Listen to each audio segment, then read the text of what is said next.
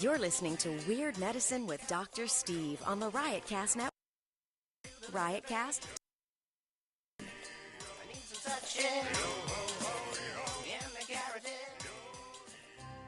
Weird Medicine contains mature content and may be offensive to some listeners.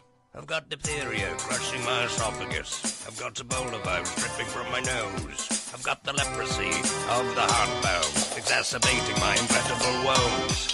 I want to take my brain out and blast it with the wave, an ultrasonic, echographic, and a pulsating shave. I want a magic pill for all my ailments, the health equivalent to Citizen Kane. And if I don't get it now in the tablet, I think I'm doomed and I'll have to go insane. I want a requiem for my disease, so I'm paging Dr. Steve. Dr. Steve! Yo-hee-yo. Take the Culpa. Yo-ho-ho-yo. Do the vertebrae. Yo-hee-yo. I need some suction. Yo-ho-ho-yo. And the carotid. Yo-hee-yo. I bring the crash car. From the bath salts are actually used to soften the skin, capital of the world. It's Weird Medicine, the first and still only uncensored medical show in the history of radio, now a podcast. I'm Dr. Steve with my little pal P.A. John. Hello, John. Hello, Steve. And we also have in the studio Dr. K. Hello. The lovely and talented chiropractress. And we have Addictomy Todd, the master barber with multiple penis tattoos on his arm. Good evening. And in the studio audience, Ashley. She gets the bit. Yep. This is a show for people who would never listen to a medical show on the radio or the internet. If you have a question you're embarrassed to take to your regular medical provider, if you just can't find an answer anywhere else, give us a call at 347-766-4323. That's 347-POOHEAD. If you're listening to us live, the number is 754-227-3647. That's 754-22-penis. Or 754-bare-nip. And also, one of our listeners informed me that 754 is SKI, so it could be ski bear nip or ski double deuce penis. I like ski bear nip. Ski bear nip. Ski bear nip. I'd like to ski bear nip. Well, I'd like to see something. Anyway. Follow our Twitter feed at Weird Medicine. Visit our website at weirdmedicine.com for podcast, medical news, and stuff you can buy, or go to cafepress.com/weirdmedicine for stupid merchandise. Most importantly, we are not your medical providers. Take everything you hear with a grain of salt. Don't act on anything you hear on this show without talking it over with your doctor, nurse practitioner, chiropractor, master barber, physician's assistant, or whatever. All right, 9th Riotcast show. How about that? How about that? We're still doing pretty good on iTunes. Thank you all for subscribing and for giving us good feedback on iTunes. It's kept us at the top of the new and noteworthy section, and we were in the new and noteworthy section for all podcasts, not just for comedy, the other day. So that was cool. That is very cool. To the point where Jay Moore actually said something about it on Opie and Anthony, and I'll try to find that audio during the show. Well, you know what? When we're playing Big Joe's monthly visit, I will see if I can find that audio. Yeah, just make sure you don't mess up Big Joe's monthly visit. Oh, God, I don't want to mess that up. Right. Now I'll turn the mics off. Anyway, check out riotcast.com. We're very happy to be part of the Riotcast Network. We've got Rich and Bonnie, which that show, I'm telling you, that is one of the most uncomfortable things and the most, you can't look away from it. It's like the most awesome train wreck ever. And they're both hilarious. Yep. And her wit is so cutting, and it just is amazing. It's almost Curb Your Enthusiasm in a podcast. Yes. Yes, very much so. It's awesome. Hello, Bob Kelly's podcast goes without saying. Bob, I still think. All right. I was brown-nosing everybody on Riotcast Network, apparently, during that show. Why is it still running? Oh, you're listening. Okay, can you turn your audio off? Okay. All right, let's try your mic. There you are. All right. All right. Echo count to 12. 1, 2, 3, 4. Echo stop. 5. Okay. Echo, volume 10. By the way, I can automatically set your volume to 3 every morning before you wake up. No, thank you. Would you like me to do that? No. Notice no. No problem. I do not want you to do that. Echo, count to 12 again. 1, 2, 3, 4, 5, 6, 7, 8, 9, 10, 11, 12. That's as good as I can get it. Okay, you ready? Let's do it. Thanks for joining us, everyone. See who we got. DB. Oh, wow. No, that's not true. Best medical show anywhere ever. I disagree. Easily. Although, thank you. Richard is there. And I see, it's like Romper Room. I see Richard, and I see Logan Field.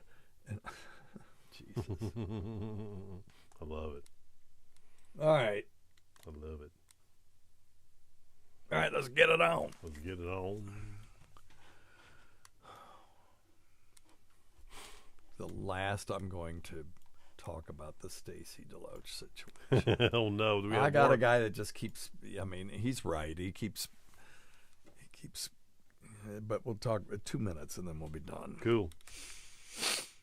All right, and I've got the wrong intro up because I'm an idiot.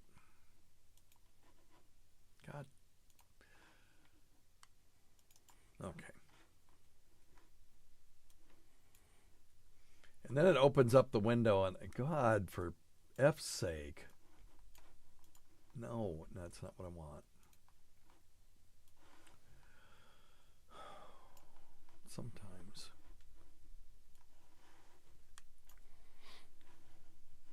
Go over there. Okay, there we go. God damn it, you motherfucker. Okay, I'm going to do this a different way. I'm being stupid.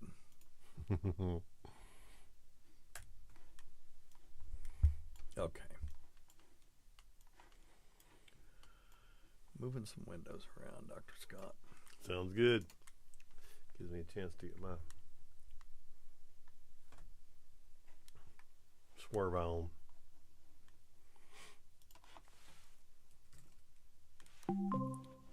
Motion detected at the front door. Okay. I'm ready. You ready? I'm ready. Okay. I'm not ready. I'm born ready. Well, let's see if the... Need to make sure the rhythm machine's working.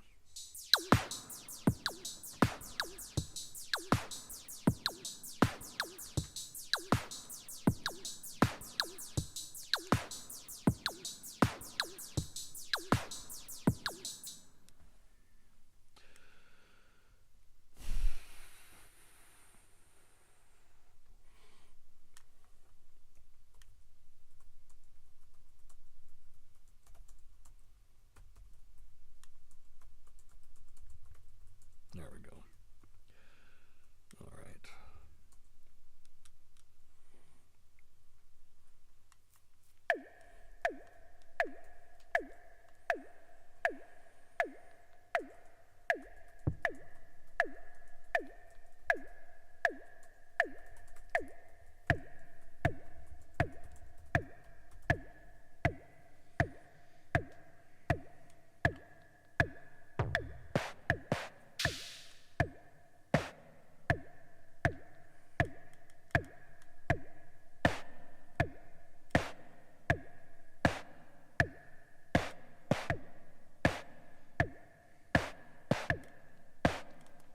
Okay. We may need that later. All right. God, Tacy and I did 3 Patreons this weekend. Phew. We had Bobby Kelly on and a mystery guest that I can't name because it'll ruin the surprise. That's cool. That's cool. All right. I'm finally ready. Sorry. Let's go.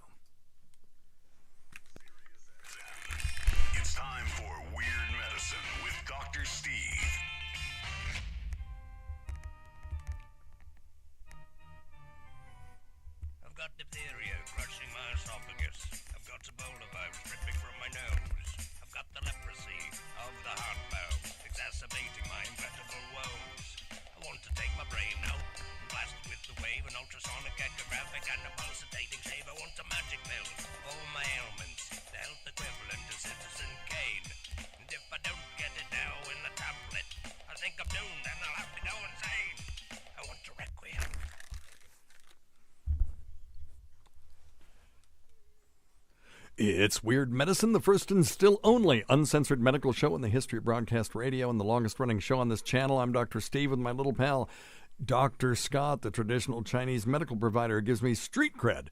The wacko alternative medicine assholes. Hello, Dr. Scott. Hey, Dr. Steve. This is a show for people who would never listen to a medical show on the radio. If you've got a question you're embarrassed to take to your regular medical provider, if you can't find an answer anywhere else, give us a call. 347-766-4323.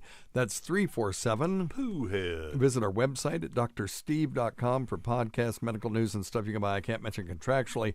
Most importantly, we are not your medical providers. Take everything you hear with a grain of salt. Don't act on anything you hear on this show without talking it over with your doctor, nurse practitioner, physician assistant, pharmacist, chiropractor, acupuncturist, yoga master, physical therapist, or whatever. All right, Dr. Scott. We'll check out Dr. Scott's website at simplyherbals.net. That's simplyherbals.net. And how's the CBD-laced nasal spray going? So far, so good. It's just CBD, though, right? Yes. Yeah. There's no goodness in. There's no adult form of it. Does anyone? Oh, so this is for kids? Is that what you're saying? I don't think so. I'm not saying that at all. I don't think Dr. that's what Steve. you meant to say. Is anyone making a nasal spray that has THC in it?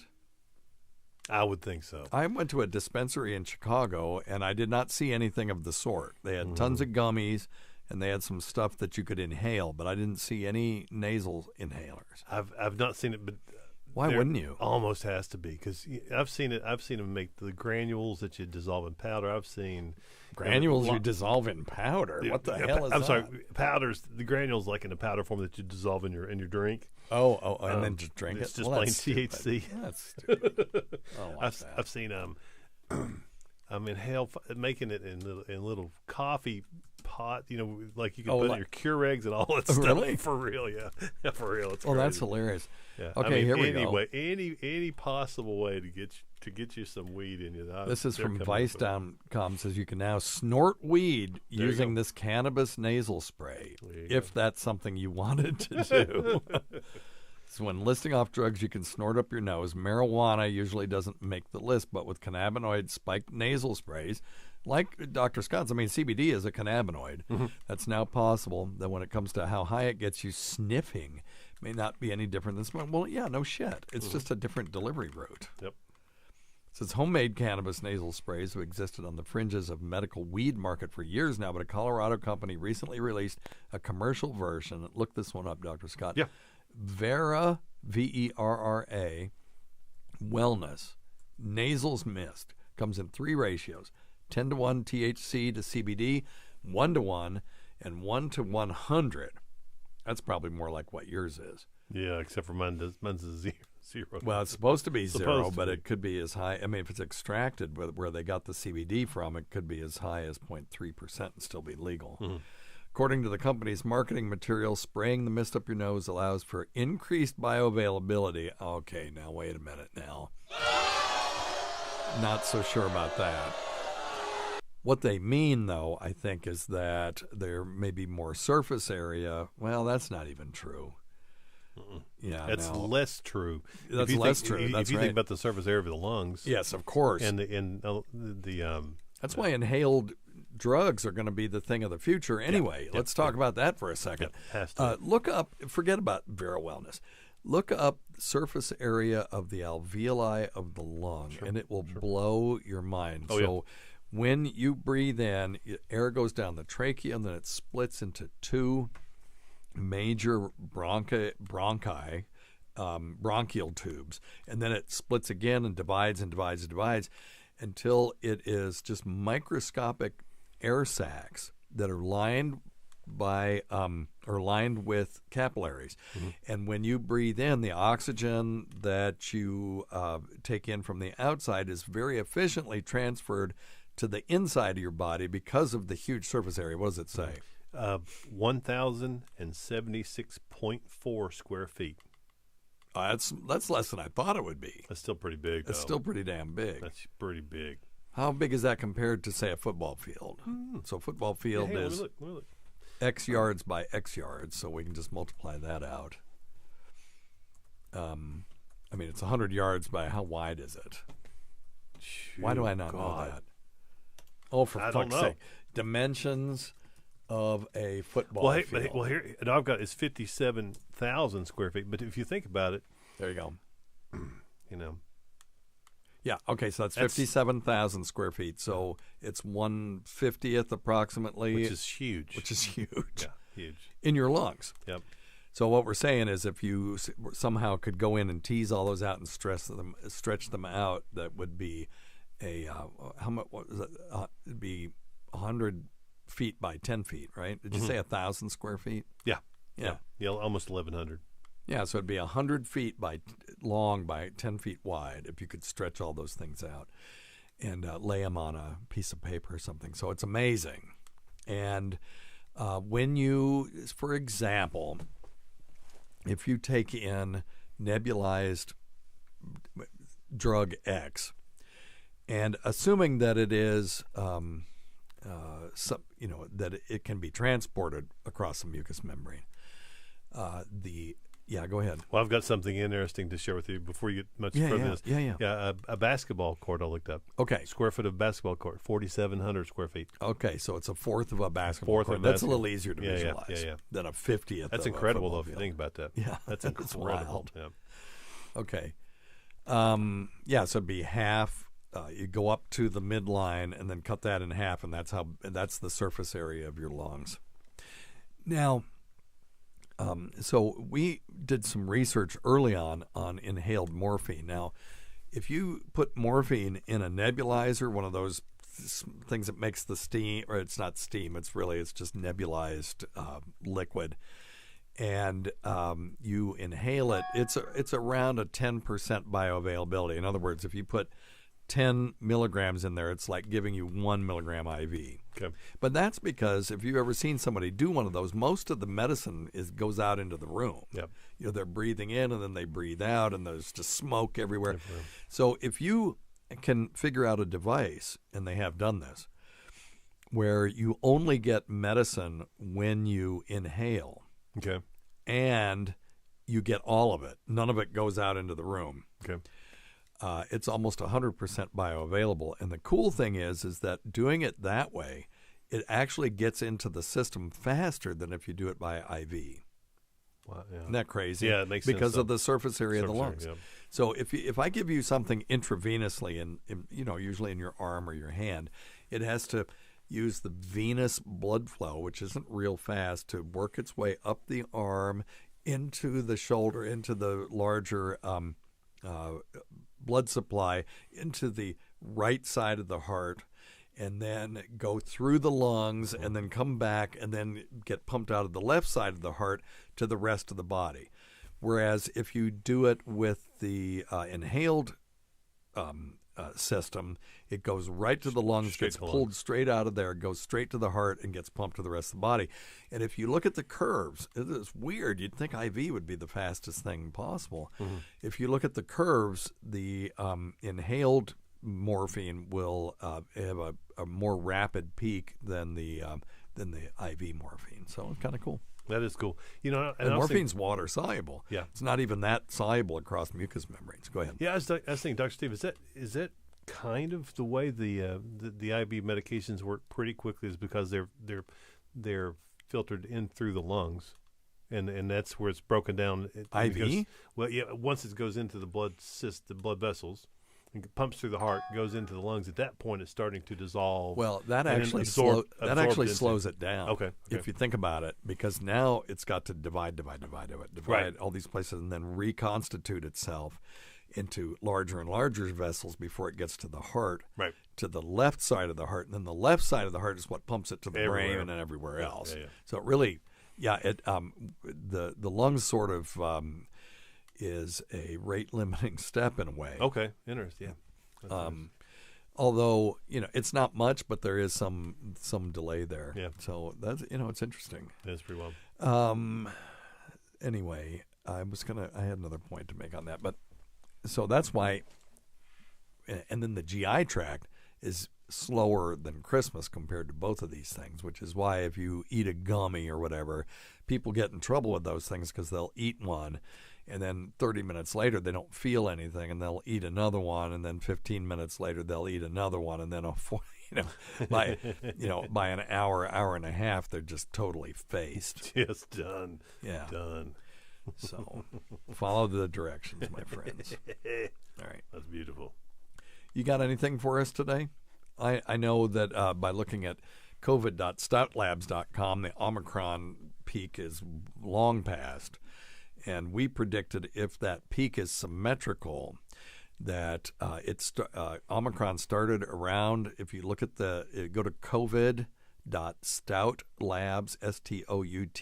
stoutlabs.com, and just put in United States and go to like 700 days. And you can see all the different curves. And you can see all of them are pretty symmetrical. And so Omicron really started right around Thanksgiving. So if you look at it, November 25th, you just pick a starting date in there. And then count how many days it took for it to peak, which was basically 30 days. And then look how far it's going to be or was it 30 days or 60 days? God damn it. Now I'm, let me see. Dementia's kicking in. Yeah, a little bit. Stout, because that doesn't sound right. No. Let me look at it and see here. Maybe it was Christmas when it started. So I'm pulling up covid.stoutlabs.com, and I'm looking at, I'm sorry. So it started around Christmas. So let's just say it started, that the peak started to rise around, November 26th. Let's say that, because that's really true. So November 26th, it started to rise, and then it peaked exactly on January 20th. So how many days are between that? Let's just say January 26th, even though that's quite a few days past the peak. So that'd be 60 days, right? Mm-hmm. Right? I think so, yeah. Okay. Yeah. No, I agree. We're geniuses. Yeah. So 60 days from January 21st would take us to what? From January 21st? Yeah. Oh.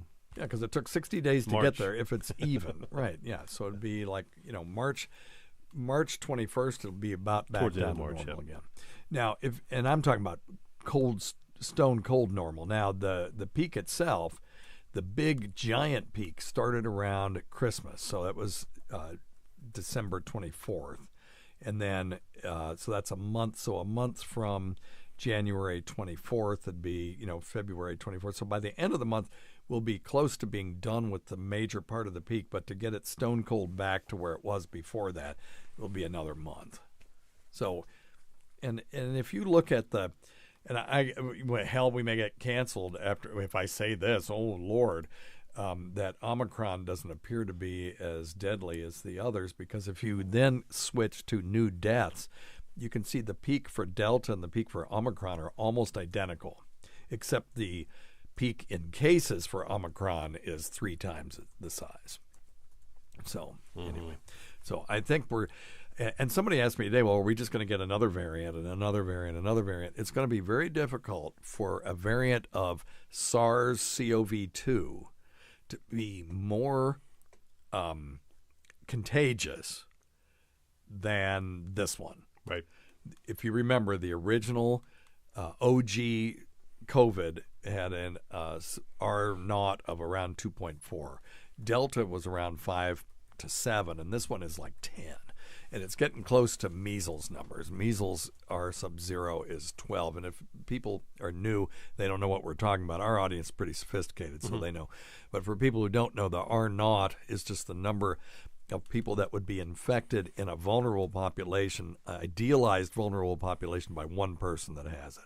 So the original one, about one person give it to 2.4 people, and then Delta, it was one person give it to 5 to 7, and then this one is like 10. Measles is 12. So and with each iteration, the number to get herd immunity increases too. Right. So if you remember the formula for herd immunity, it's 1 minus the quantity of 1 over the R naught. Okay. 1 over R naught. So for or OG COVID at 2.4, it'd be 1 minus 1 over 2.4. It comes out to about 57%. You could hit herd immunity. And then when it's 5 to 7, it's going to be 1 over 5. So what would that be? That's 20.2. So it'd be 80% of people would have to be immune to hit herd immunity. And then when it's 10, it's 90%. You know, because it's 1 minus 1 over 10. So, you know, it's that's why that number keeps marching and people keep saying, well, they just keep ratcheting it up. Well, no, the virus kept ratcheting it up. I mean, there's some real horse shit has been told to us over this thing, but that one, I can't blame that on anybody but the virus. Yeah. You know. Yeah. So, all right. Okie doke. And that'll piss a bunch of people out, but you know what can I do? That's just the way it is. Them's the facts. But if you go there and look at this, it's very encouraging. These numbers, we are right close now today at February 15th, this is February 15th, the last numbers we got. We're recording this on the 16th. There was this simple moving average is 204. So the last time we saw that was on December 27th. Okay? So we're very close. And then at the peak of this, the simple moving average was 770,000 cases per day. And again, which shows cases don't matter. We shouldn't be paying attention to cases. The only thing that matters at this point is hospitalizations and death. And we are currently in our large health system discharging more people than we're admitting, and hopefully it'll keep up that way. If you keep doing that, then eventually you hit 0. So I would like to see 0. We're all sick of this shit. Yeah. It's been a long time. It has been. I'm time, effing fed up with it. Yep. Enough's enough. It's been a long time. Yeah. Well, let's just hope it keeps going the way it's going now, which seems to be a little bit. Yeah, let's get us back to June of 21 when we had almost no cases whatsoever. And let me see the last time we had 0 deaths. Well, we had on July 10th of 21, we had 86 deaths in the whole country, and that's the lowest it's been since this thing started. So we got to get back below that. All right. F COVID, sticking my neck out. Fuck COVID. Don't like it. Don't like it. I'm taking a big risk saying that. All right. You have anything for us today? Well, I've got a couple good little articles. Okay, because then I got to play a phone. We've got a bunch of phone calls to do. Go ahead. We'll do the one that you sent, and I only read part of it. But okay. Of course, you didn't read the whole thing. It's totally fine. That's true. Wait, hell, you sent it to me this morning. I know. I was like, wait a minute, man. Now, if I can find a friggin' thing. Oh, here we go. God. All right, here we go. This is scientists have possibly cured HIV in a woman for the first time. That's how far I've made it. That's how far you went? Okay, because that's not really. I'm just telling you the truth, man. What it looks like though, in the past they've had 2 or 3 males that they've said they cured HIV in, and this apparently is the first case of what they've ultimately deemed a successful HIV cure, where they were using some therapeutic processes like stem cells. They start. That's interesting. They started with. This was not antiretroviral therapy. No. This is stem cell therapy, actually, which is kind of cool because then I can help you with a little bit more stem cells, in joint, et cetera, et cetera. But stem cells are pluripotential cells, which just means that they can have lots of different purposes. If you take a skin cell out of someone and you put it in and somehow grow it in a test tube, it will always be skin. But stem cells, if you can get the right ones, can be turned into heart cells or blood cells or tip of your nose cells. Potentially brain cells. I've actually seen some research they were doing over in Germany for post-stroke victims. Ooh. And they were injecting stem cells into the affected area of the brain and actually seeing some regeneration of the brain cells. Yeah, well, one thing we got to get to is being able to regenerate damaged spinal cords. Yeah, shoot, yeah. Because a lot of people feel like when someone has a broken neck and they're now quadriplegic, that their spinal cord's actually been severed. I mean, that can happen, but for the most part, it's just been damaged. It's the swelling that happens afterward, and the spinal column is so constricted that if you have any swelling of the spinal cord or the tissues around it, it's got nowhere to go. No, it goes in instead of out. So it's going to go in instead of out. It chokes exactly off right. chokes off the spinal cord. Yeah. So Same thing with closed head injuries. Sure. You know, the head, the brain. Go ahead, talk about swelling of the brain. What it does in that enclosed space. Well, and that's what a lot of folks don't realize is that when there is a closed head injury, the swelling in the brain as their swelling starts to go out, it hits the skull. Yep. And the skull is rigid and hard, so it starts compressing in. That's when we start seeing changes to the brain anatomy and forcing the brain, trying to force the brain out of the bottom of the skull. And that's right. There's one hole in the bottom of the skull called the foramen magnum, and if your brain starts to herniate through that's a real problem. That's trouble. Yeah, that's trouble. Yeah, but Dr. Steve, what the best I can tell is what the initial part of this treatment was. They were looking for better ways to treat HIV. That was a safer alternative, and what they're doing is using cord blood from babies, infants. Yeah. And so initially, not fetal stem cells. Thank you. No. So we don't have that issue. Oh God forbid. But anyway, the well, I mean, it's an issue. It is an issue. That issue. prevents a lot of research going forward, or people from adopting stuff. There are people. I've got a couple on my team that if they test a vaccine on fetal stem cells or fetal cells at all, they just won't do it. Yeah.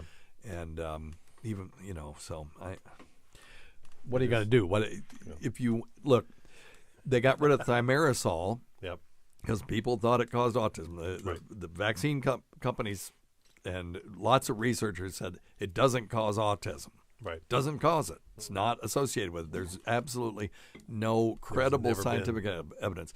But they took it out anyway because people were worried about it. Yes. Hell, I knew the science when we were giving my kids vaccines. I was like, I remember. A little bit of a twitch. You were a little nervous. Just a little bit, not enough to not do it. But right. it did enter my mind, and so they took the thimerosal out. Good. Yeah. Okay. Stop testing this stuff on fetal cells, and then you remove that objection to this stuff. Yeah, I don't need it. There are other things. We have other models now that we can use. Yeah. So cord blood being one of those, you can donate that. You're not doing anything, that people would feel would be immoral or anything like that, unethical or against their religion when you're donating cord blood because it's there anyway. Yep. And then after that, there was a slight incubation period. I guess these things are pretty prolific, and then they actually add adult stem cells. Okay. Because for some reason those do a better job of whatever they're trying to do. Okay. And again, I wish I could be more. Yeah, I wish you could read the article. I had a challenge. Are you even doing I told you, man. I had a little issue this morning, but this afternoon. But you had the diarrhea. That'd have been less painful. But anyway, yeah. So, the great news is this is something certainly is reproducible. Yeah. In large scales, which is very important. So I have somebody that's very close to me that's on antiretrovirals, and this person has a viral count that's undetectable, but they can't say that they are cured. Right. So having a treatment that you could do that would cure you of HIV would be amazing. I mean, we're curing hepatitis C all the time now. That was when I first went through medical school, hepatitis C was called non-A, non-B because they didn't know what the hell it was. They had no clue. They knew it was there, didn't know what it was. And then we had all these people coming in with chronic hepatitis C that were, eventually having some real issues with cirrhosis and other things like that. And now, heck, you go to a gastroenterologist and you've got a really good chance of being cured of hepatitis C. So death to all pathogenic viruses. Fuck that fucking viruses. God, I hate them. I hate them so bad. And so, death to them. Good. We now can kill hepatitis C. Good. We can kill HIV. Screw HIV. God. Asshole virus. And coronaviruses, you're next. Watch them come out. Watch the coronaviruses come after me. because I said that.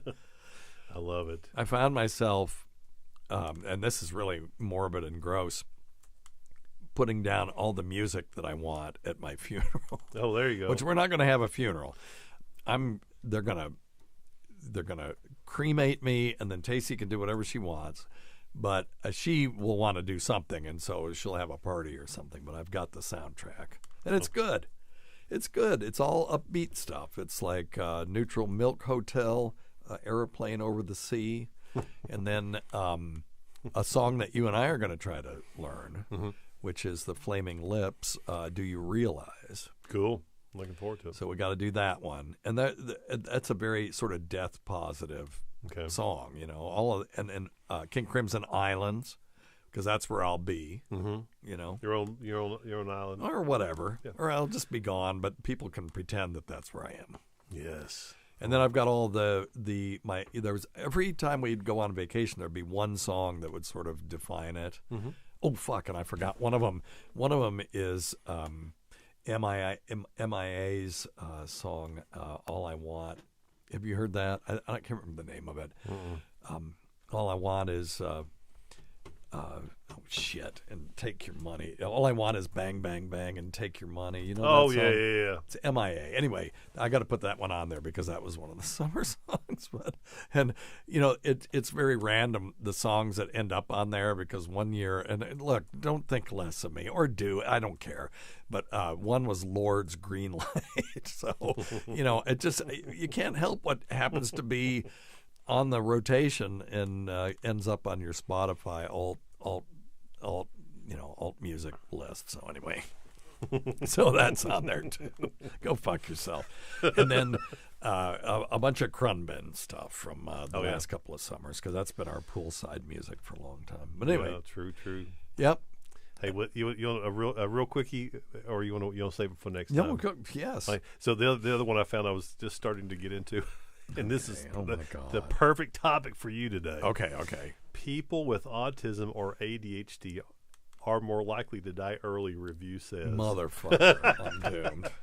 I was going to say we're screwed. The ADHD thing is something you and I are both going to have to check with. Yeah. Oh my God. Well, I believe it. Yeah, evidently it's just something about stress and high cortisol levels.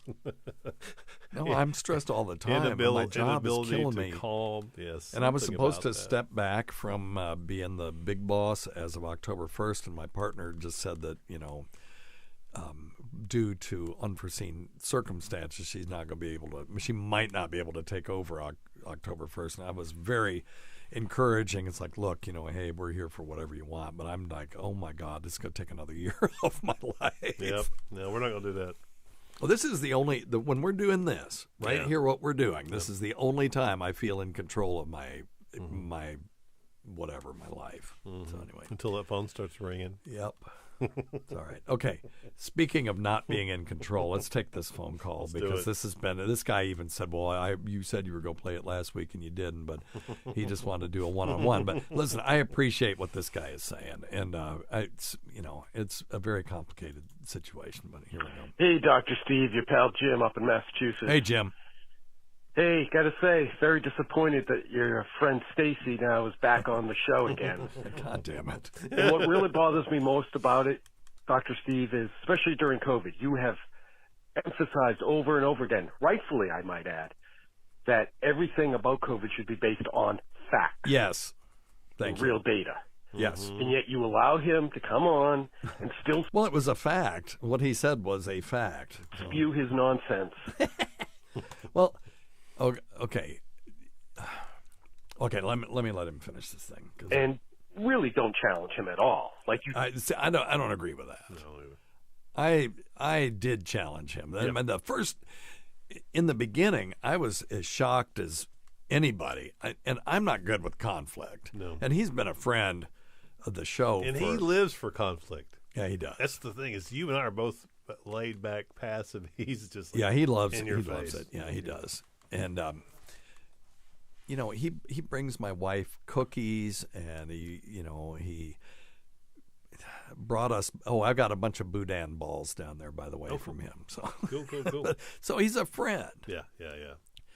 And when he said that shit, I was like, "What?" And I want to go back and play it again because I remember saying, "Listen, the biggest problem I have with this is that you're corrupting this medical professional with all of this." And then he turns around and turns out, well, he was just trying to make some point, and it was all, it was a radio bit. But I don't remember not challenging him. I did let him kind of go on about it.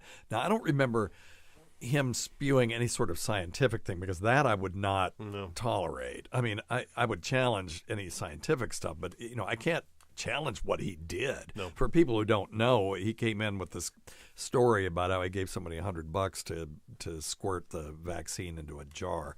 And then we find out there's two people, probably more than that, in New York that made a couple $1 million doing Two that have been caught. Right, two that have been caught. And my point since then, because I caught a shitload of flack for this, and my point has always been that I wanted this out there because anyone that thought that, oh, well, we have vaccine cards now, we can go to a Disturbed concert and we're going to be safe. Bullshit. No. Because there's do we have any idea how many of those fake vaccine cards? And Stacey will say, well, they're real cards. Okay, they're fake because they didn't get the vaccine. But I know what he means. Yeah, they're not counterfeit. They're actual cards that somebody put something on. But to me, a real vaccine card means that you actually got the vaccine and they wrote down the lot number and stuff. How many did they do? Because certainly, if they made a couple $1 million, it was enough to infect a shitload of people. And I don't like the idea of show me your papers. I don't want to go somewhere and they're saying show me your papers. I get it. Sometimes you got to show your driver's license or you got to buy a ticket, something like that. But beyond that, I'm not a fan of this idea that you have to have this piece of paper to be able to function in society. I mean, there are countries in this world where if you have a low social score, you can't ride on a bus, things like that. And I don't want to go down that road. I think that for me, again, I am vaccinated. I had it 3 times. I got COVID. I got the booster after I got COVID. So I'm a fan of vaccines, but I'm not a fan of forcing people to do something that they may not have, that they may not agree with, particularly when this thing is we have to all admit, was approved under an emergency utilization authorization. So these EUAs, that everything that's out there for COVID right now has not gone through the regular process. Do I think it's safe? Yeah, we've given how many billions of shots now. There have been some people that have had catastrophic issues, but the benefits so far have outweighed the risk significantly. But again, to force somebody to have a piece of paper, well, okay, so now you're Madison Square Gardens. We're going to open up, but you have to bring your vaccine card. And then how many real Stacey DeLoaches are showing up with that card that could, infect people? Well, and if you had the vaccine, what danger is that person to you, really? But, that's a whole other issue. Go ahead. I just looked and found another one. Man facing federal charges for selling fraudulent COVID cards. He's sold like 800 of them already. 23-year-old dude. And he's facing federal charges, $100 a piece. Well, he's an entrepreneur. So how many did he sell? He was at 800 when he had posted. So 80 this. grand. Yeah, and he had posted this, and of course the feds were like, That's what Carl makes on Who Are These Podcasts every year. Dang. Yeah, he does pretty good. That's pretty good. But and he doesn't have to go to jail for it. No, exactly. Yep. He just gets Stuttering John mad at him. Oh, well, what are you going to do? Yeah, what are you going to do? Get by without making anybody mad. Okay, so I don't want to talk about this anymore. Oh, let me see if there's more to his call. Because I do feel like I challenged him, but I also felt that I shined the light on this process. At the time, I thought he was telling me the truth. And even if he isn't, it's still, it's out there. So if you think you're going to be safe by making people show up with these pieces of paper, you got another thing coming. That was my main point. To other people. So, in any case, very disappointed that he's on. I hope this doesn't become a regular thing. Don't worry about it. He lives because I think 6 you'll lose states away. listeners if he continues to be on there. Will I? Okay. Well, maybe you're right. And I don't want to lose, dude. I don't want to lose you as a listener. I don't want to lose anybody as a listener. We've lost listeners because people friggin' died. Yep. You know. Not only listeners, but friends. Yeah. know. Well, Yeah. okay, but we lost some because they didn't get the influenza vaccine. Yeah. So Yeah.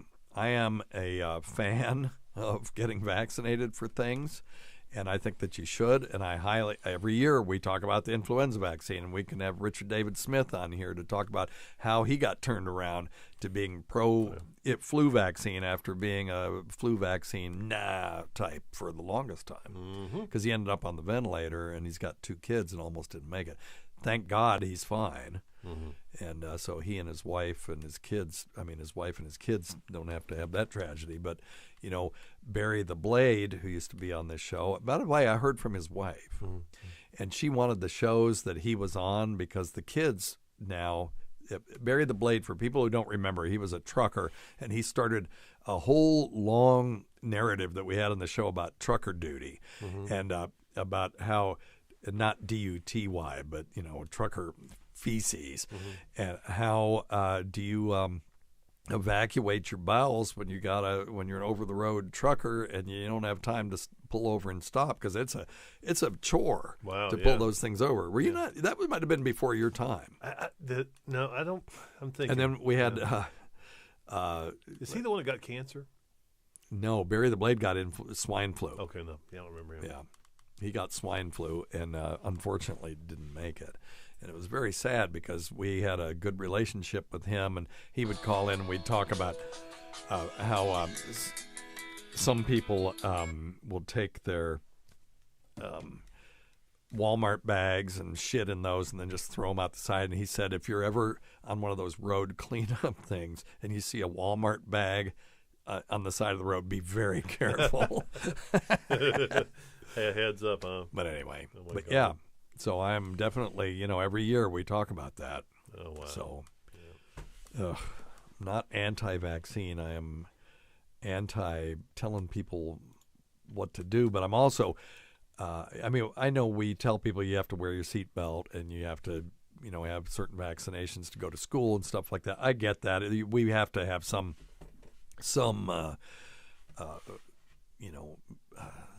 allowance for the greater good. I do understand that as well. So it's very difficult, not an easy question. It's very nuanced. But anyway, I'm definitely not in favor of basing policy on things that aren't safe. Yeah.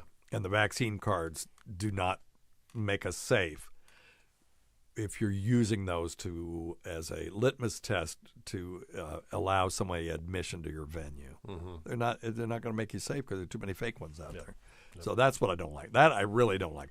We could even talk about mandates and stuff like that. It's we do mandate certain things, but we mandate that people wear their seatbelts, but you don't have to wear your seatbelt. Right. You don't have to wear it. It's just if they pull you over and you're not wearing it, they can heap that onto your speeding charge, right? That's correct. That's what they use it for. That's correct. Yep. Anyway, all right. But do wear your seatbelt. Yes, please. If you get thrown from your car, you got a 50% chance of dying. If you wear your seatbelt and you have that same wreck, you're significantly less likely to die. And the chances of you being trapped in your car so that you can't get out are about 1 in a million. So you're looking at 1 in a million versus 50%. Wear your seatbelts. Yep. All right. Okay, dope. Hey, Dr. Steve. My son, number 2, has had... Is that his name? Like, dimples. Number 2. You named your kid after bowel movement? It's my son. I love it. Number 2. In his thumbnails. Oh, okay. Well, wait a minute. Oh, okay, I don't want to mess. Rewind that. Yeah, okay. I'm sorry. I shouldn't be making fun of your kid. I'm sorry. I wasn't making fun of the kid. I was making fun of you naming your kid. Anyway, don't worry about it. I'll give myself one of these. No. Okay. All right. My son, number 2, has had these like dimples in his thumbnails. Okay. Since he was born, I think. Okay. But now he's 10, and they're very very noticeable. It's like his thumbnails just ripple, and he's getting a little self-conscious about it. Yep. What the hell is it, and how do you fix it? So he was born with this. So he had a congenital dysmorphia of the nail. Dysmorphia just means weird shaped. Use that in a sentence. Dr. Scott's head is dysmorphic. Dysmorphic, yes. Very strangely shaped. So this, I texted this person back. I said, Google chevron nails. This would be a good one for you to do, Okay, Dr. Scott. sure. Or herringbone nails. And those are congenital, just ripples, and they usually meet in the center, sort of like a herringbone. Mm-hmm. And that goes away usually right after puberty or in early adulthood. And he said, no, that's not it. It's just one. And I said, well, then I know what it is. It's koilonychia, Koilonychia, a.k.a. spoon nails. And these are nails that look scooped out. The depression is usually large enough that you could put water in it or something and hold it in there. And there's sometimes a sign of iron deficiency anemia, but when a kid has them, sometimes they just have it. And then when they get just prepubertal, late childhood, they'll usually go away because the nail bed will just naturally thicken as they get older. So anyway, all right. So that's probably what that is. And he looked at the picture, said, "Yep, that's absolutely what it is," and he was happy that why didn't the pediatrician say something? Why am I telling him this? I don't know. This late in the game, you would have He's thought, 10. Yeah, He's been to the pediatrician at least once. Yeah, at least 10 times. At least. Goodness gracious. Who Anyway. knows? All right. We had somebody call before, and what it was they had a prostate biopsy and then they were bleeding afterward. Okay. And we said either they've got some swelling of the prostate or it's just flushing out what it had. But either way, go back and get checked, because that's not, when you have blood coming out of an orifice and the urethral meatus. Well, was it rectally where he had his prostate? No, he was biopsy? It was coming out of his. He was peeing blood. Oh, he's peeing blood. Okay, Yeah. I'm sorry I didn't hear that part. That's okay. That's right. I was just saying because if prostate biopsy could be out of his rectum. Yeah, no, that's right. Yeah. We have a friend. Yeah. Who calls into the show sounding like an old country woman who had a prostate biopsy, and he got septic after that because they went through his rectum and got a few naughty bacteria into his prostate, and it ended up infecting his bloodstream. It's very unusual, but not unheard of. So anyway, so let's listen to what this person has to say. Hey, Dr. Steve, it's Albert from Albuquerque. How you doing? Hey, good, man. How are you? Great. Good. Hey, listen, not so much a question, but a follow-up from a previous call. I had a prostate biopsy, and I called in about the additional blood in the urine after that, the interesting notations on that. But the update now is the biopsy came back positive. My Gleason scores are of such a type that it's not super aggressive, but aggressive enough to treat. So we're going to get a prostatectomy here Okay. the end of March and get it taken care of and get it taken out. Okay, good. Interesting thing here, and one of the things I was concerned about is the long-term effects of prostatectomy and some of the side effects related to urinary control. And the surgeon I'm working with has a method where he goes in through with the suprapubis catheter directly into the bladder to alleviate some of the trauma to the urethra that you'd usually have with a catheter for a couple of weeks after the procedure. So I thought that was kind of interesting, kind of different aspect to that. This guy is very well known in the field, I guess, and he's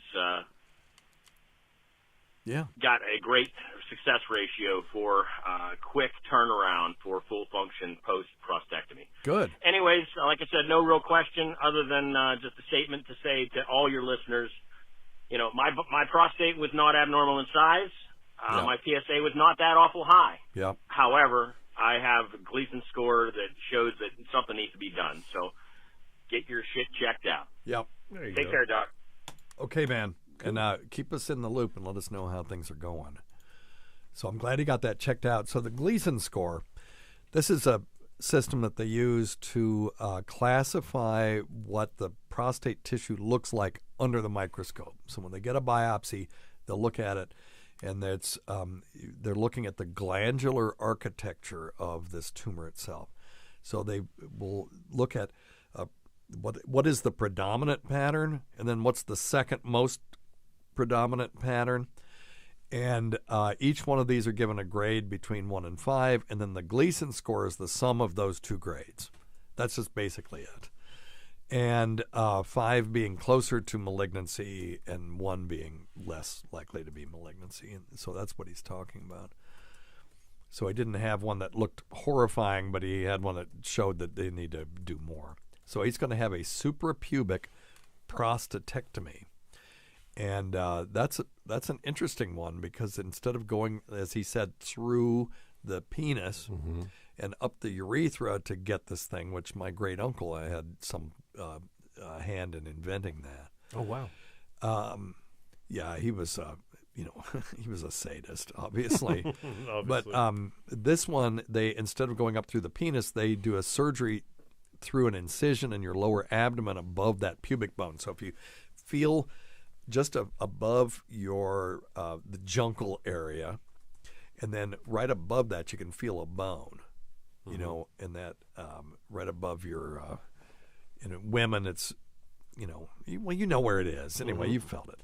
And then they go above that, and they make the incision through there, dissect through to the bladder, and then the center of the prostate gland is removed right there. So, and that part of the prostate gland that's right there is called the transition zone.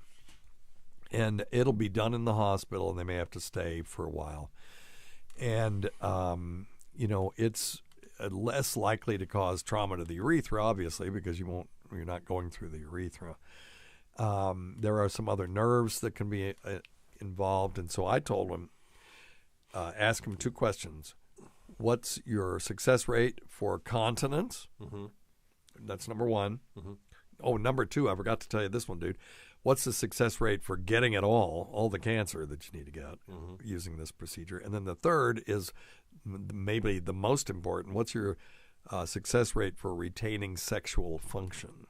Good questions. So if you just ask them those 3 things. Yeah. So the procedure itself is pretty safe. There's some chance you could get infected or something like that, and there's anesthesia involved, so there's that. But really, this is a pretty well-tolerated procedure. And your recovery time in the hospital is usually about a day, but it could be up to 7 days, depending on how things go. And if you weigh 600 pounds and you have obstructive sleep apnea or Pickwickian syndrome or something like that, then you're going to be in the hospital longer. All right. And then it might take 2 to 4 weeks to recover after that. So just take it easy. If they tell you 2 to 4 weeks, take as much time as you can get. And just you're going to feel better pretty quickly, but if you start getting cocky and doing stuff that you shouldn't be doing, don't do crazy stuff. Be a problem. Yeah. All right.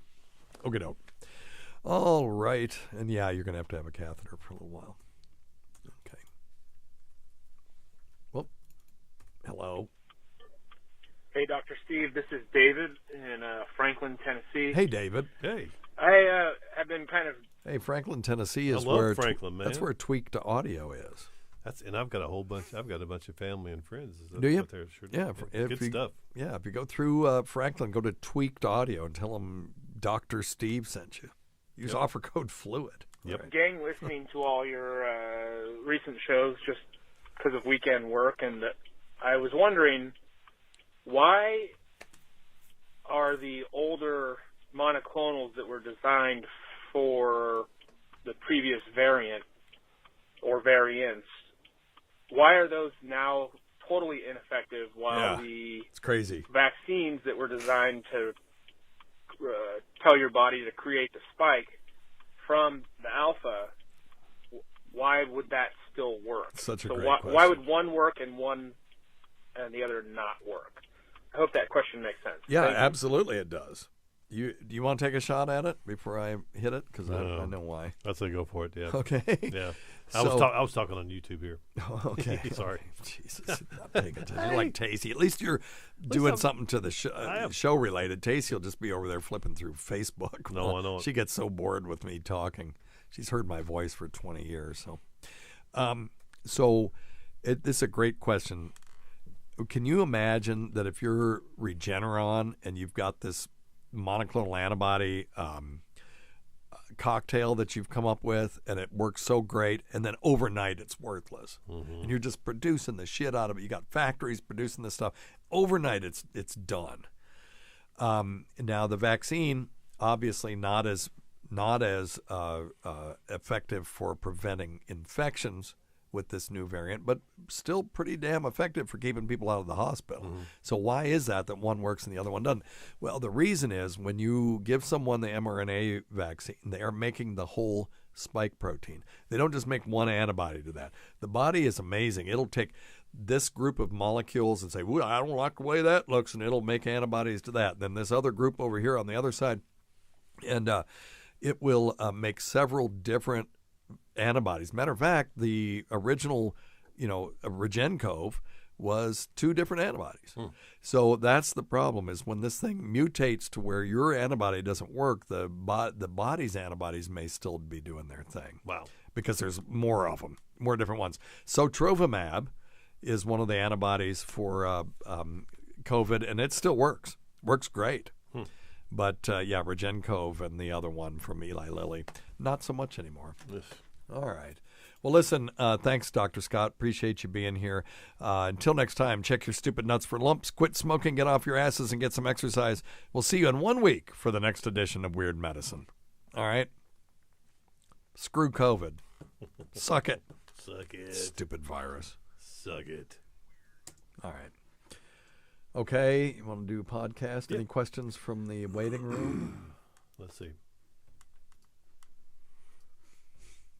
We'll call it that. When I have my celebrity interviews on Patreon, by the way, we call that the exam room. It's so stupid. Hey, Talk Like a Hick has a new band name for us. Dysmorphic Head. Oh, that's a good one. That is a good one. Damn it, we need to write down all these band names. I like it. I may just make an Super Android 23 song. We got to write that somewhere. Where are we going to do it? I'm going to put it at the bottom of this. Band names. I'll do it on a copy of.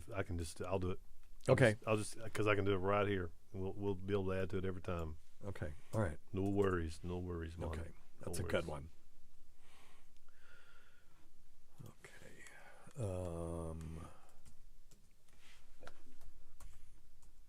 All right, we'll do Rotcast. We'll talk about our Patreon.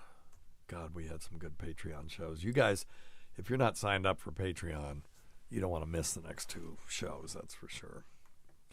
We never talked about Bob Saget's death. I want to read his autopsy report before we talk about it too much. Because now I understand he had orbital fractures. Yeah. So now, that doesn't mean he got hit from the front.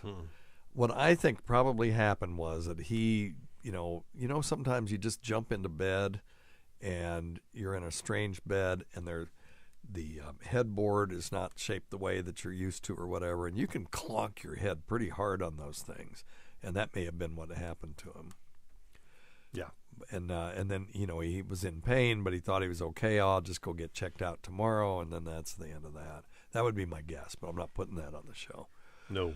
Until I can see that autopsy report.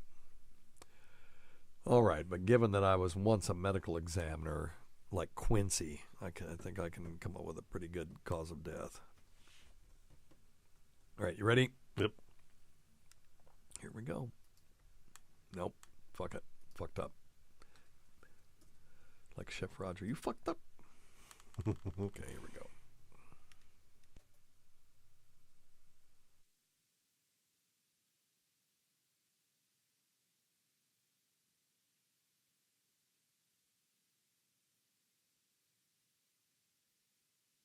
Why did the pig cross the road? To say, wee, wee, wee, all the way home.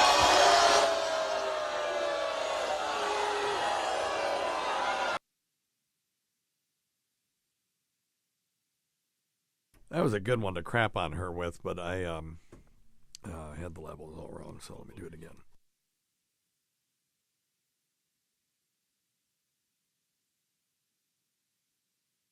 Which baseball player has the shortest commute? The catcher. He only works from home.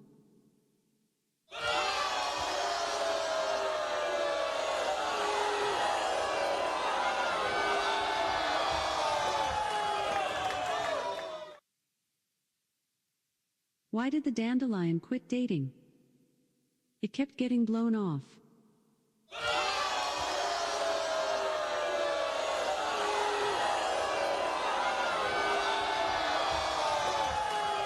If you just read the bio for Dr. Steve, host of Weird Medicine on Sirius XM 103 and made popular by two really comedy shows, Opie and Anthony and Ron and Fez, you would have thought that this guy was a bit of, a clown. Why can't you give me the respect that I'm entitled to?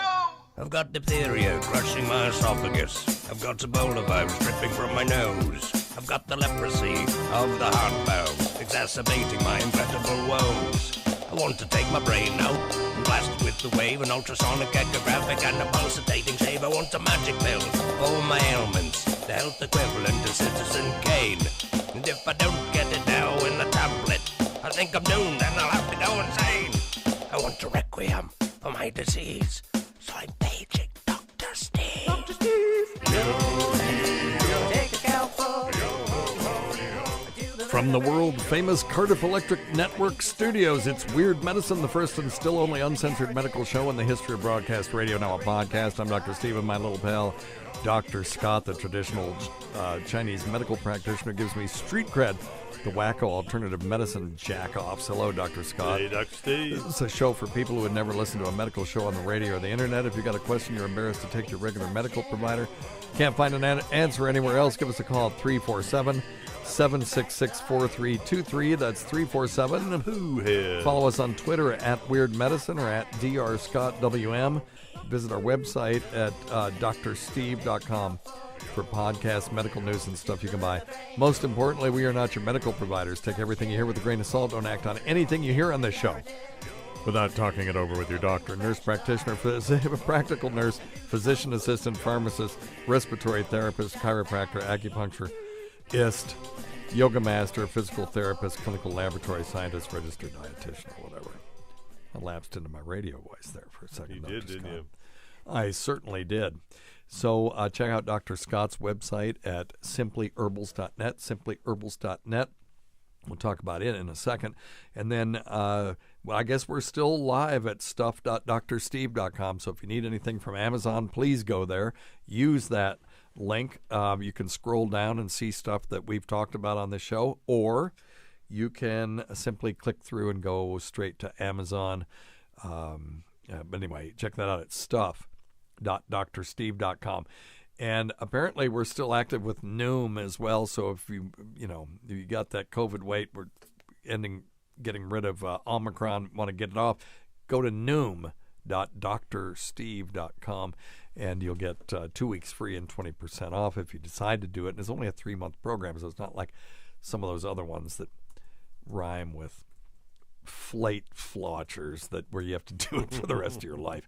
Anyway, check out our Patreon. You're not going to want to miss Patreon this month. We had Robert Kelly on. He'll be on the one in a few days, in about a week from when we're recording this, which is on the 16th. And then we have a mystery guest who was supposed to be on the one that we published this week, and I don't want to say any more. He is revealed in the Robert Kelly episode. Cool. The mystery guest. Mystery guest. Okay. Anyway, and it's not Cardiff Electric. And although we'll have him on someday. We got to get the boss on someday. Check out chef.drsteve.com. You got to spell out doctor on this one. I haven't gotten to the other domain yet. This is my favorite meal kit so far that I've tried. I've tried them all. Yep. I did Blue Apron. Yep. Loved it. Loved it. Yep. Did Tara's Kitchen. That's the one I liked it. It was crazy, though. They would send you everything already chopped up. Like Blue Apron will give you, like if it calls for 2 radishes, you get 2 radishes, right? But with Tara's Kitchen, if it says it's 2 radishes diced up, you got 2 diced up radishes. They had these little trays that had all they sent it to you in this big giant It looked like a little mini dorm fridge, and you'd open it up and pull out these little trays, and so everything was already prepped. It was all mise en place. That's what they should have called it. That's what they should have called it. They would have done better. But I think that one's out of business. It was a crazy business model. But I like this one. It's Green Chef. It's healthy, organic, if that means anything to you, keto, gluten-free, whatever you want. They have anything you want. And you can go vegan if you want. I've tried all of these. This is by far the highest quality of the ingredients that they sent. Wow. The last one I did, I think, was HelloFresh, and I'm not crapping on them, but there were some issues with every time there'd be something missing, or the some of the stuff looked freezer burned or whatever. Nothing like that with this. These people know how to pack it right. It's packed perfectly in there. I love the way they do it. It comes in recyclable bags, and the perishable stuff is at the top, and then the meat is down below that under another layer, and then there's the ice pack. So everything, the meat comes, if it's supposed to be frozen, it's frozen. All of the vegetables come, they're fresh.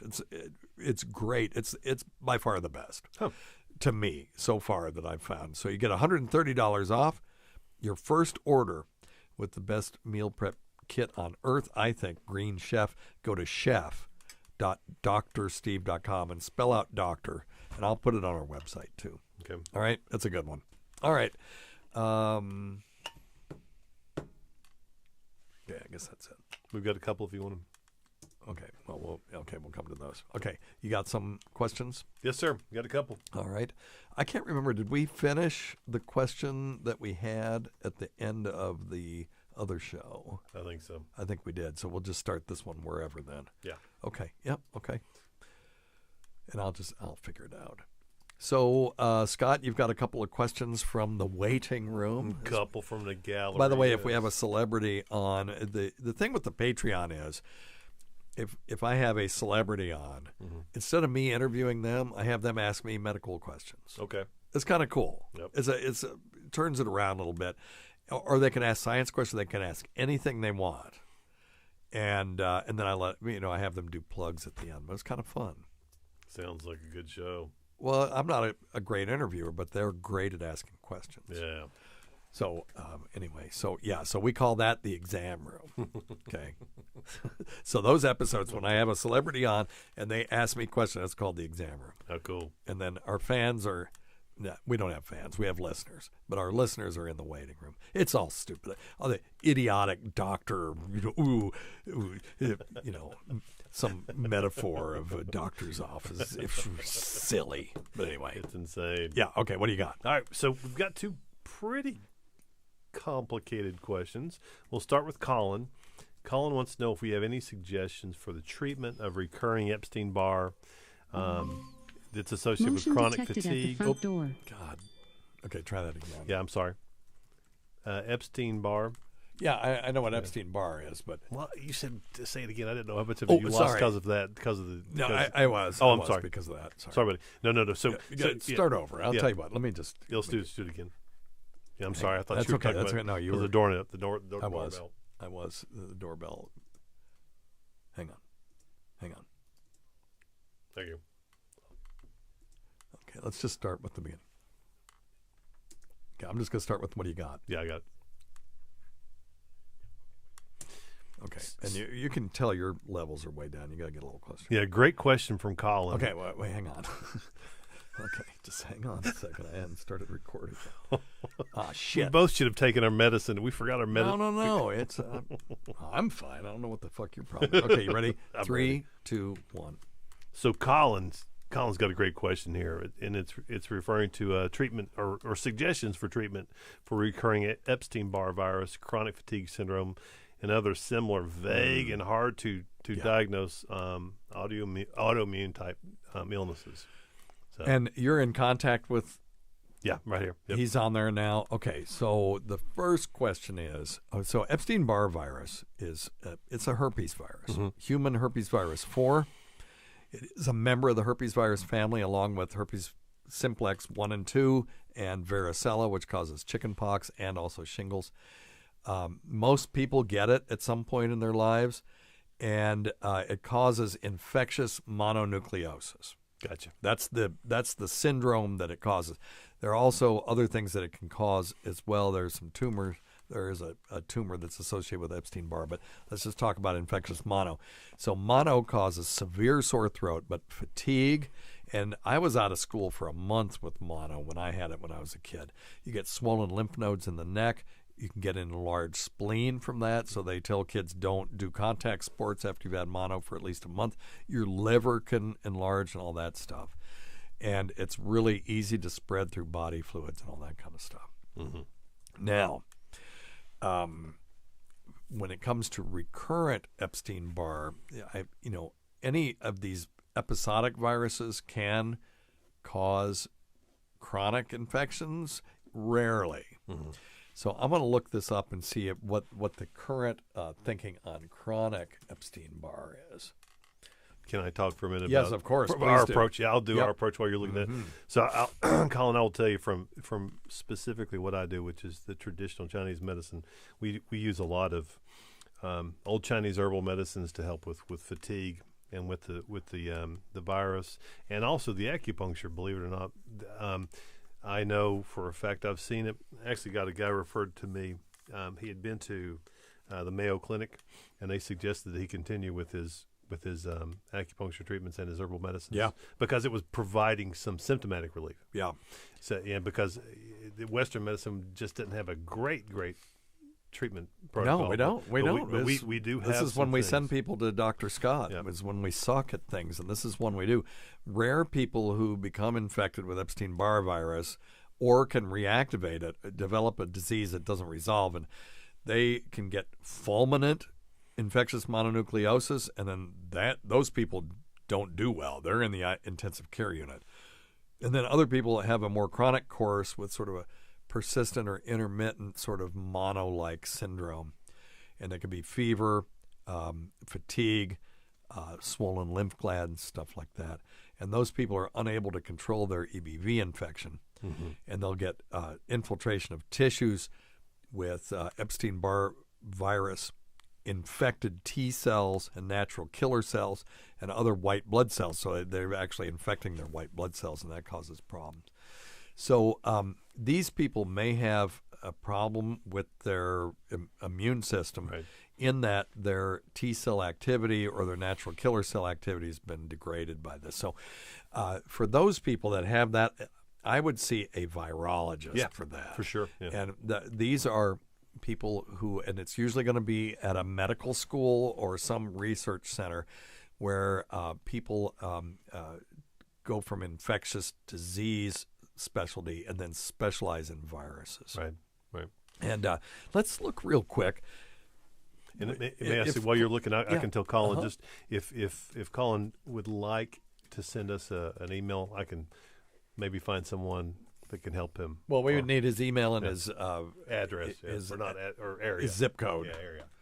Let's look up Epstein-Barr and chronic. Well, let me just put Epstein-Barr and then other terms, chronic. Yeah, let's just do that, and then we'll search. And I'm at clinicaltrials.gov. So here you go, genetic studies of chronic active Epstein-Barr disease.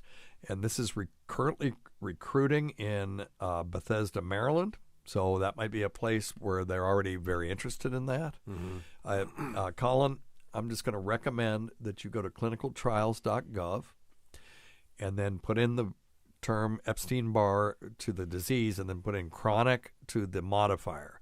Okay. And I've got 169 freaking studies. So some of them are completed, so you want ones that are recruiting. But here's one. Chronic fatigue following acute Epstein-Barr. Okay, that's Epstein-Barr. Treating severe chronic Epstein-Barr virus with EBV-specific cytotoxic T lymphocytes. So this is one that was at Texas Children's and Methodist Hospital in Houston, Texas. What they were doing was taking T lymphocytes and stimulating them to kill Epstein-Barr virus and just go in and just friggin', multiply and kill it. Right. Let's see. Here, Epstein-Barr virus is a possible cause of chronic fatigue syndrome. That's University of Mississippi. So there's stuff out there. Now, here I'm looking for a treatment one. Here we go. Okay, valganciclovir. Okay, it's Valcyte for chronic fatigue syndrome patients who have elevated antibody titers against human herpes virus 6 and Epstein-Barr virus, which we now know is human herpes virus. What? What number is it? Anybody listening? Scott? 17. God, you...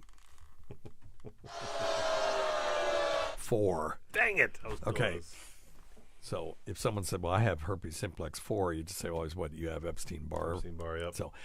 So there's some hope out there, and valganciclovir is related to valacyclovir, which is Valtrex, which we use for herpes and chickenpox. So that would be an interesting one to see if anyone is treating people with valacyclovir already. Let's look, cyclovir and Epstein-Barr. Here we go.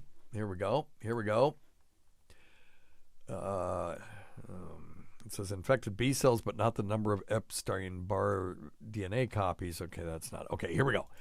A 6-month trial of Valtrex in Epstein-Barr virus subset of chronic fatigue syndrome. Improvement in left ventricular function. So they picked a really weird endpoint. Yeah. They picked a weird endpoint. Let's see if their secondary endpoint had anything to do with fatigue, because that's what Colin is calling about. It says concluded that the 16 chronic fatigue syndrome patients included in both phases with EBV persistent infection, so they got to prove that first, Colin, are improved after 6 months of continuous pharmacokinetic dosing with valcyclovir. And let's see how much they gave them. Well, I'll tell you what, Colin, just email us. We'll email you some of this stuff. Let's do it. But, it's a real thing as long as the Epstein-Barr is detected in your system. Yeah. And if it isn't, then there are other things that can cause chronic fatigue syndrome, one of those being low testosterone. Low testosterone, sleep apnea. There's anemia. Yes, There's there you go. What's the other one? Anemia. Yeah, what's the other one? You said that already. Oh, sleep apnea? Yeah, you said that already. Low T? Yes, we said that already.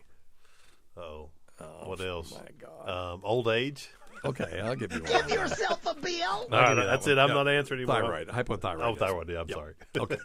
Hypothyroid. Jesus. Yeah, sorry. All right, good, excellent question. You got any other ones 4 in out there? of 5. That's better than my most about that. Yeah, last one real quick. Colin, if you don't know our email address, go to I'll put it in the chat room. It's fine, but you can just go to our website at drsteve.com and click contact. Ignore the warnings. It'll say don't ask medical questions. That's not for you. Okay, you can. It's like you're a hot girl at a nightclub in New York. You can just go right in. All right.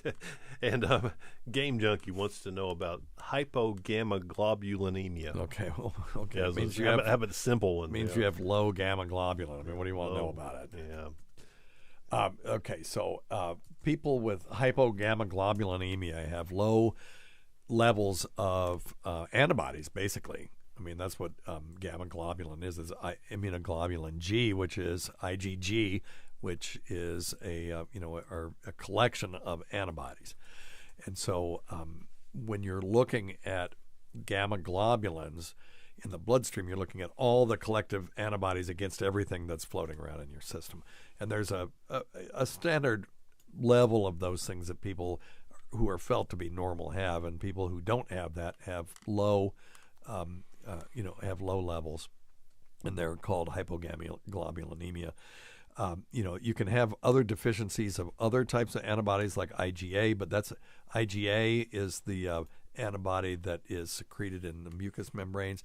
Mothers have it when they're breastfeeding. For example, they'll transmit antibodies to the child, which is why you get the nutrition from formula, but you get more than just nutrition from breast milk. Mm-hmm. So even if you can only breastfeed for 6 weeks, it's the kid. I mean, my youngest, who was causing the Alexa to go on and off, the Ring doorbell, in and out. Your number 2. My number 2, right? I'm going to call him number 2 from now on. Hey, number 2, and you know what I mean, wink, wink. He is alive today because my wife was breastfeeding.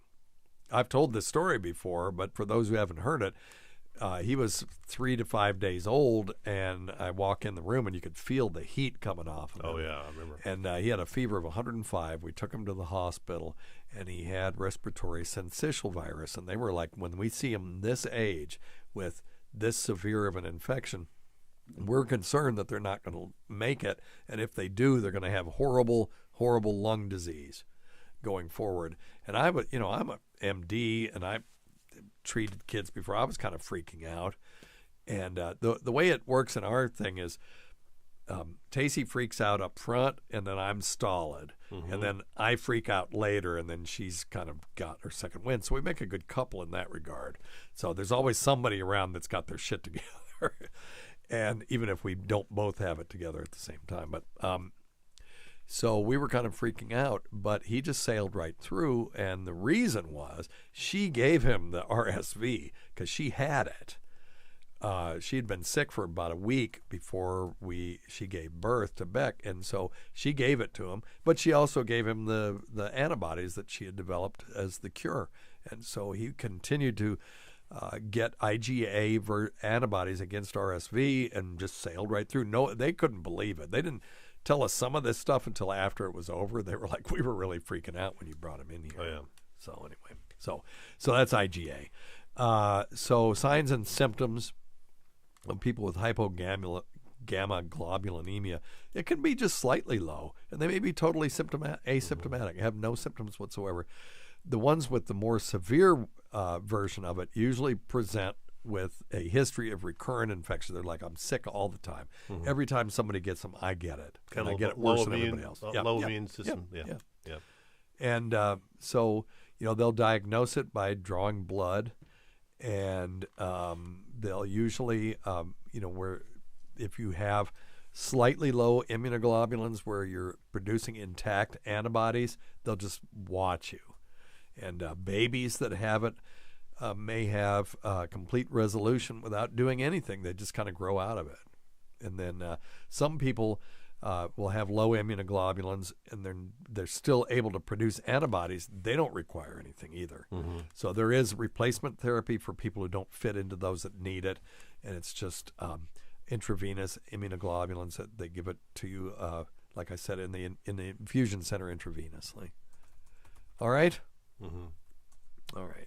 And then there's a bunch of different subtypes. There's like X-linked agammaglobulinemia. Those people don't produce any. That's called Bruton's disease or some other stuff like that. Anything else you got out there? That'll be it. All right, that it? You want to do? Let me see if I've got anything here. We did those. That was a globulin for Halloween, Rick. That's pretty good. That is pretty good. That's pretty good. All right.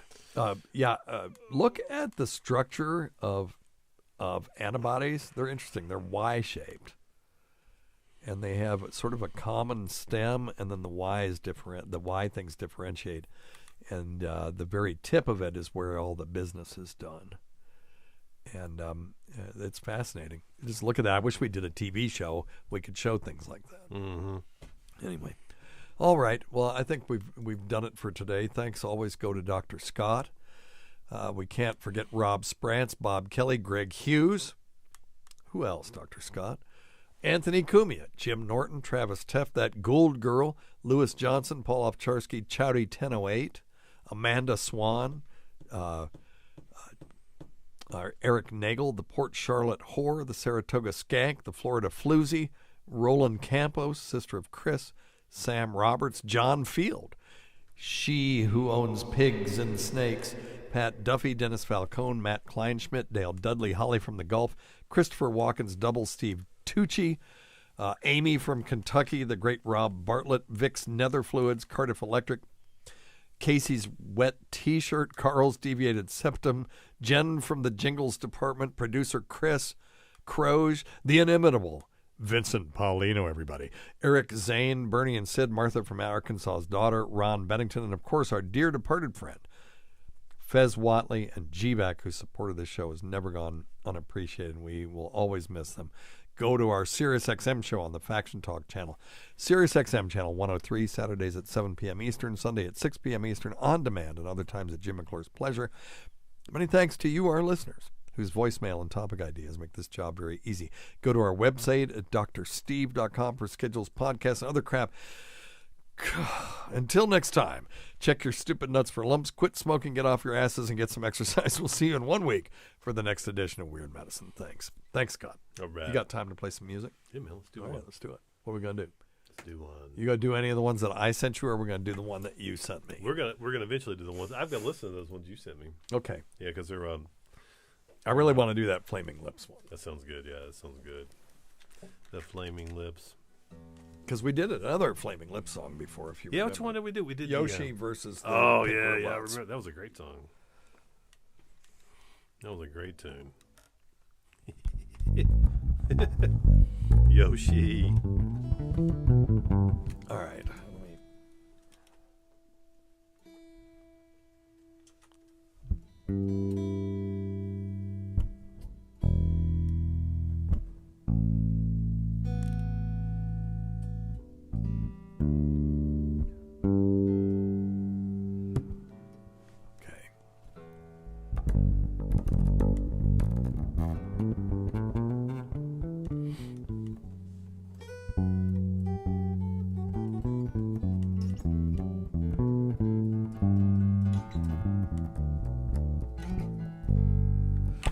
All right, what are we playing?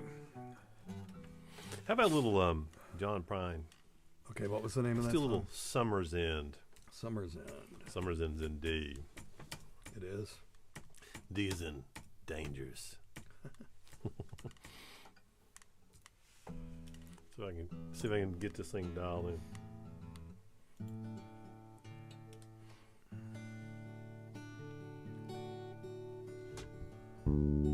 Okay. My music's in C, but that's all right. I sent it to you, didn't I? And then it goes to F sharp minor? Yep. Okay.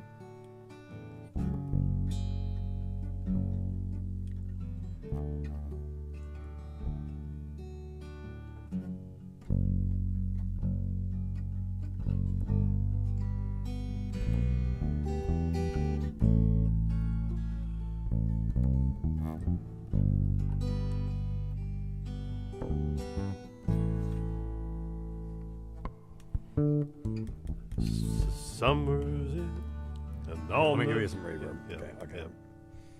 So here we go. You wanna Summer's in. Summer's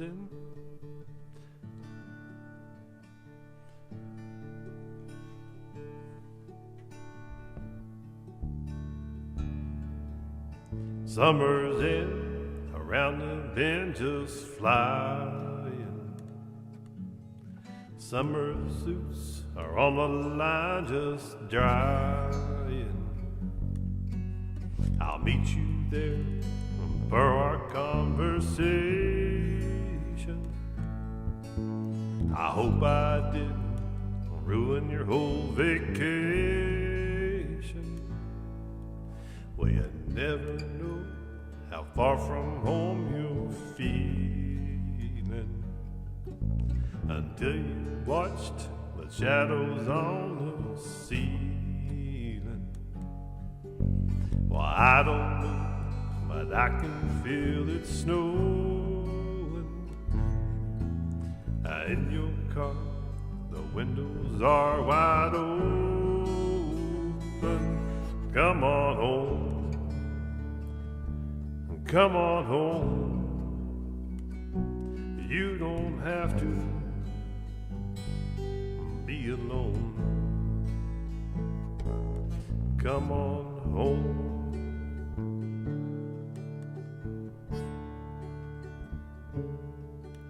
Well, Valentine's break hearts and minds at random. That old Easter egg, he ain't got a leg to stand on. Well, I can see you can't win for trying. And New Year's Eve was bound to leave you crying. Well, come on home. Come on home.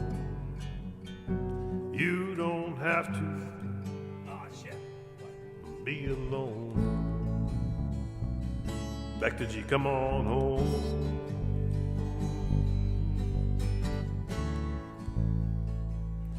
Just come on home.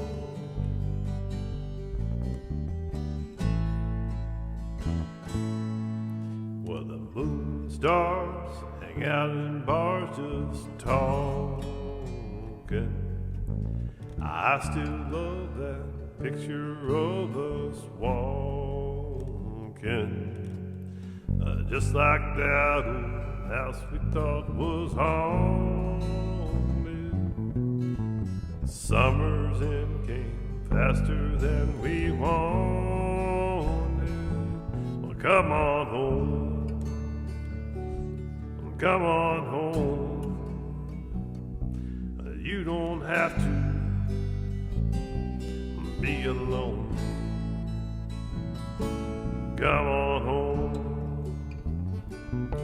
Come on home. You don't have to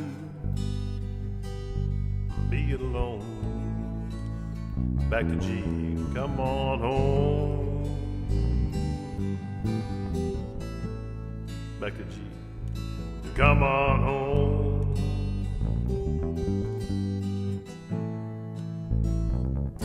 Oh, come on home.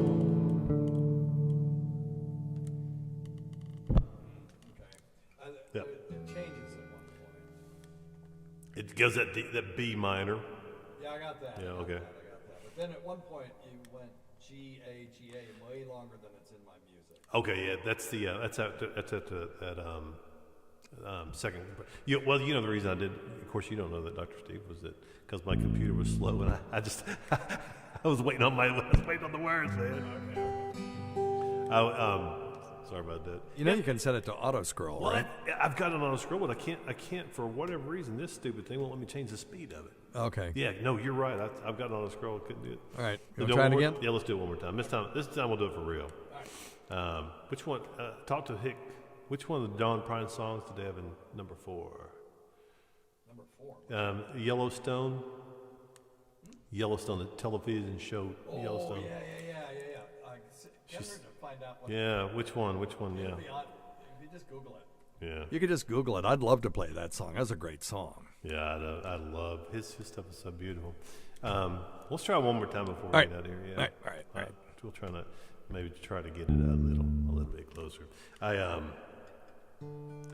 So after the verse 1, verse 2, so the A part, and then B part, you stay with the D, but after the third verse, that's when they go back to that G. Be alone. I know I sent you the same damn thing I'm reading. Okay, well, I think I may be looking at something different, but anyway, just when we get there, just I'll say, yeah, no, I'll give you the nod. tell me, or just tell me, go back to the G. Okay, that's what I'll do.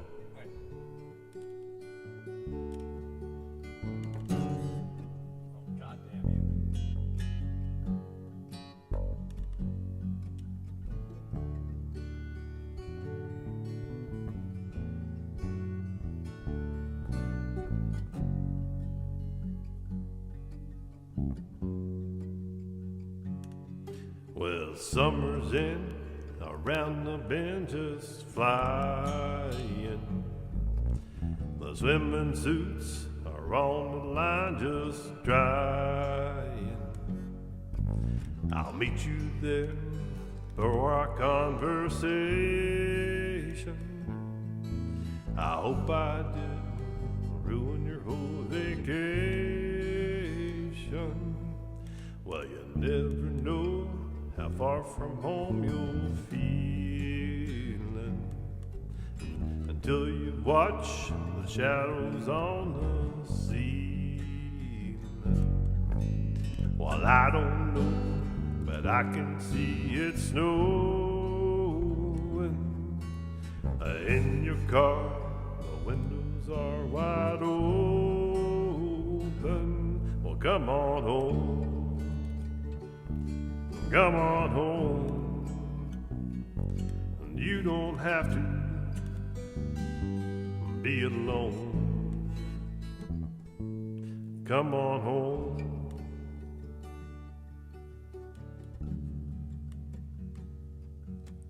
Well, Valentine's break hearts and minds at random. That Easter egg, he ain't got a leg to stand on. Well, I can see you can't win for trying.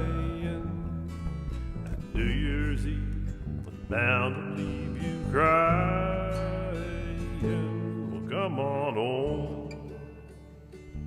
Come on home. You don't have to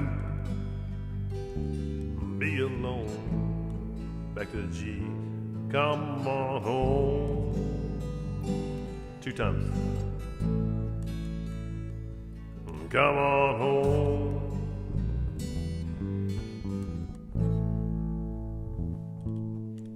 Well, the moon and stars hang out in bars just talking.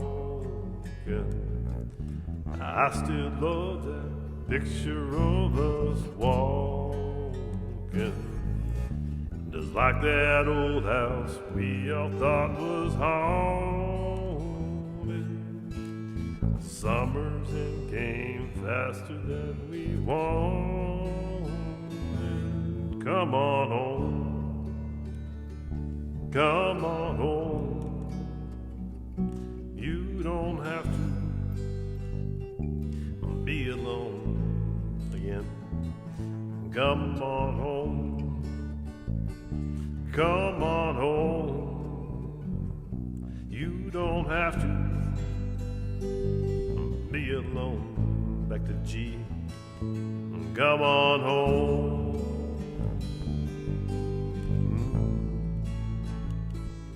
Come on home.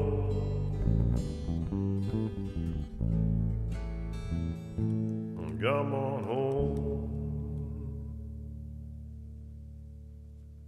That was a little, yeah, that's better. Much better second time, yeah. I still messed up that one part.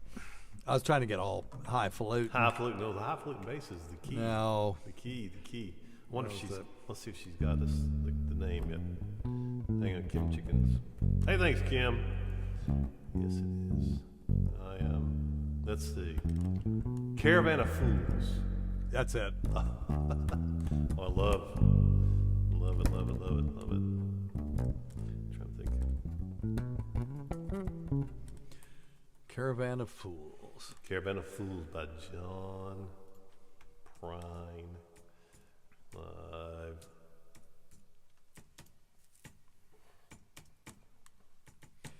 So the reason we have time to do all this is because Tacy decided, well, since she's retired now, that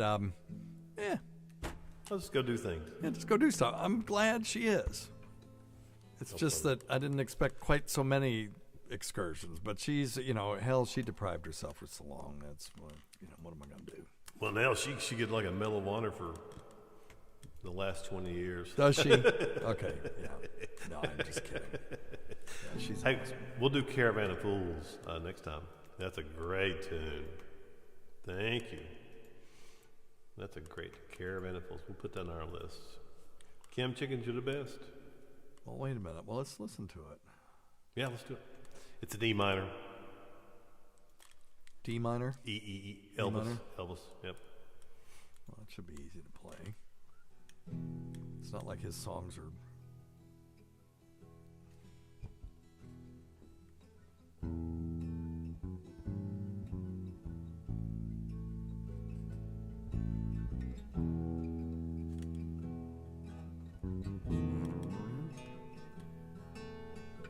Yeah, it's a 1-3-5 the whole way. Yep. So yeah, okay, we can play that. Yep. All right. Let's see. Cool.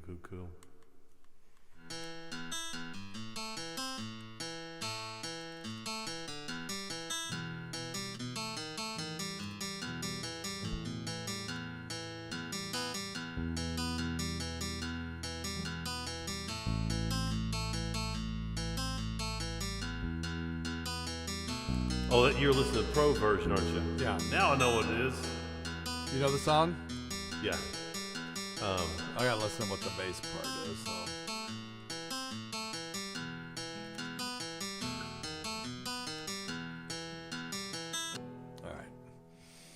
Yeah, we'll listen to it. We'll do that next time. Except, I want to, by God, do you realize? Did you listen to the song? The Flaming Lips? Yep. Yeah, let's hear it. Can you play it real quick? Yeah, I can. We have to be real careful. Oh, no, yeah. No, that's okay. I could probably play this. Well, isn't that something? I requested an official tab, and they did one. Wow. Yeah. Here we go.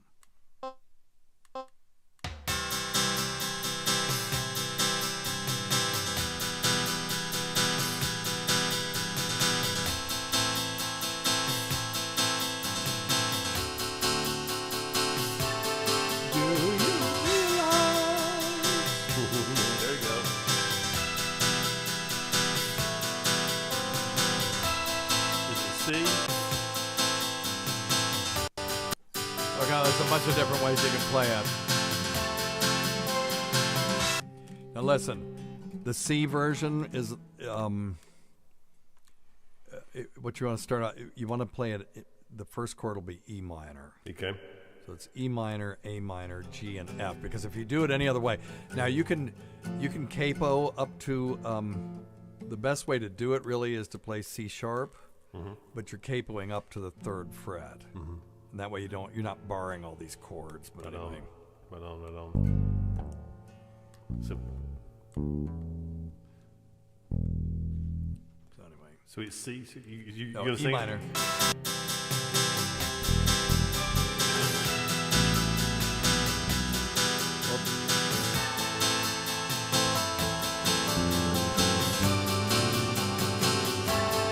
You realize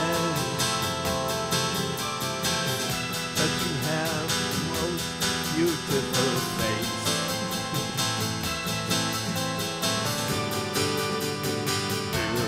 Do you realize? Anyway, all right.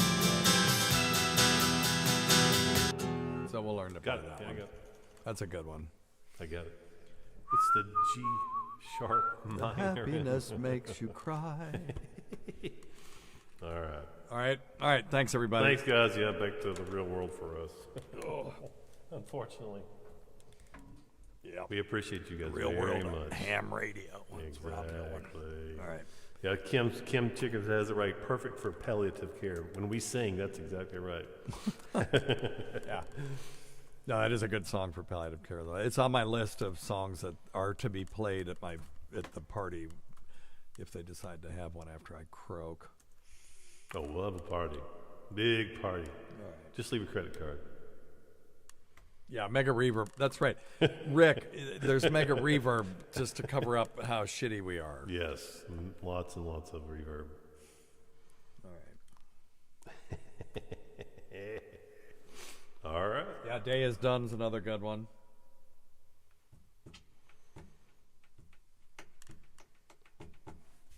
All right. All right, let's do it. Hey, see you guys. Thanks right, again. We'll see you.